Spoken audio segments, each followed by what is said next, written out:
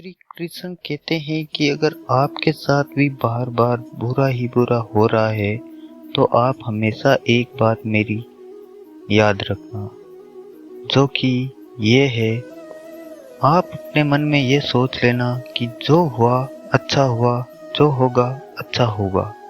स्वयं को तुम मुझ पर छोड़ दो और अपने कर्म पर ध्यान दो। कर्म ऐसा करो जो बिल्कुल ही निस्वार्थ भाव से हो, लेकिन कर्म में कोई भी भाव नहीं होना चाहिए। कृष्ण ने दुष्टों को भी अपनी गलती सुधारने का मौका दिया है, क्योंकि वो किसी मनुष्य को नहीं मारना चाहता, बल्कि उसके अंदर की बुराई को मारना चाहता है। संदेह की स्याही से संबंध के पृष्ठ पर कभी शुभ अंकित नहीं होता, इसलिए अपने मन के विचार और संबंधों का आधार दोनों ही शुभ रखें। मोहग्रस्त होकर अपने कर्तव्य पथ से हट जाना मूर्खता है, क्योंकि इससे ना तो तुम्हें स्वर्ग की प्राप्ति होगी और ना ही तुम्हारी कीर्ति बढ़ेगी।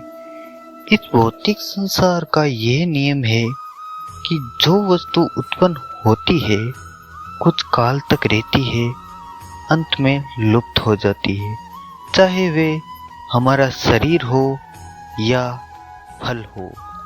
कोई व्यक्ति प्रेम से, भक्ति से पुष्प, फल, जल भी मुझ पर चढ़ा दे तो उसी भाव से उसे स्वीकार करता हूँ। वे मेरा प्रिय भक्त होता है।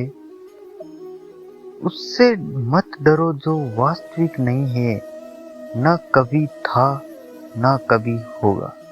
जो वास्तविक है वो हमेशा था और उसे कभी नष्ट नहीं किया जा सकता। भगवान श्री कृष्ण के विचार ये भी है कि जीवन में आधे दुख इस कारण जन्म लेते हैं क्योंकि हमारी आशाएं ही बड़ी होती है। इन आशाओं का त्याग करके देखो, जीवन में सुख ही सुख होगा। अपने परम भक्तों जो हमेशा मेरा स्मरण यहाँ एक चित मन से मेरा पूजन करते हैं, मैं व्यक्तिगत रूप से उनके कल्याण का उत्तरदायित्व लेता हूँ। जन्म लेने वाले के लिए मृत्यु उतनी ही निश्चित है जितना कि मृत होने वाले के लिए जन्म लेना। इसलिए जो अप्रिय कार्य है उस पर शोक मत करो। श्री कृष्ण ने कहा है, अगर तुम्हें किसी ने दुखी किया है तो बुरा मत मानना। लोग उसी पेड़ पर पत्थर मारते हैं जिस पेड़ पर ज्यादा मीठे फल होते हैं। अतः काल में जो मनुष्य मेरा स्मरण करते हुए देह त्याग करता है, वे मेरी शरण में आता है। इसलिए मनुष्य को चाहिए कि कितना ही अंत काल में मेरा चिंतन करे। यह सच बात है कि भूल करके इंसान कुछ सीखता है, परंतु इसका ये मतलब नहीं है कि वे जीवन भर भूल करता रहे और कहे कि हम सीख रहे हैं।